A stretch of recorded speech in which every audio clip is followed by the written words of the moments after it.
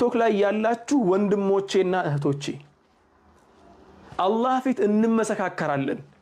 አላህ ፊት መሰክርባችኋለሁ፣ ተመሰክሩብኛላችሁ።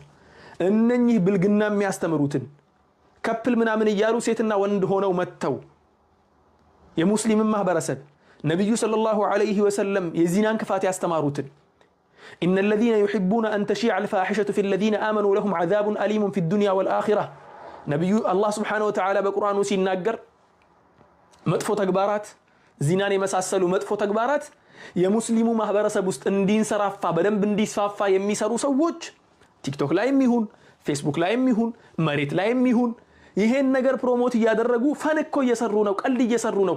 ቀልድ ጠፍቶ ነው አሁን በሐራም ነገር ቀልድ የሚቀለድ? በሃይማኖት ቀልድ የሚቀለደው ቀልድ ጠፍቶ ነው?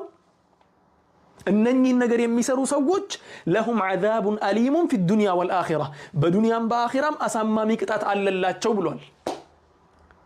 የዱንያውን በጭንቀቱ ታገኙታላችሁ፣ የአኺራውን ደግሞ ሁላችንም እንመሰካከራለን። እኔም መሰክርባችኋለሁ፣ እናንተም ትመሰክሩብኛላችሁ። አላህን የምትፈሩ ከሆነ በላ ኢላሃ ኢላላህ ሙሐመዱር ረሱሉላህ የምታምኑ ከሆነ ይሄንን ድምጼን የሰማችሁ ወንድሞቼና እህቶቼ፣ ይሄንን ቪዲዮን ያያችሁ ወንድሞቼና እህቶቼ እነኚህን ፈሳድን የሚያስፋፉ ሰዎችን አንፎሎው ብሎክ አድርጓቸው። አለቀ። ይሄንን ስላችሁ ደግሞ አንዳንዱ ለራሱ ፎሎው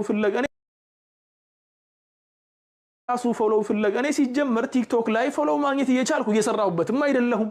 ከፎሎው ዓለም ውጭ ነው ያለሁት ስላልተመቸኝ ጊዜም ስለሌለኝ እዚህ ላይ የማጠፋው ጊዜም የለኝም ሲጀመር። ዛሬ ግን የደረስንበት ሁኔታ አሳዘነኝ በጣም።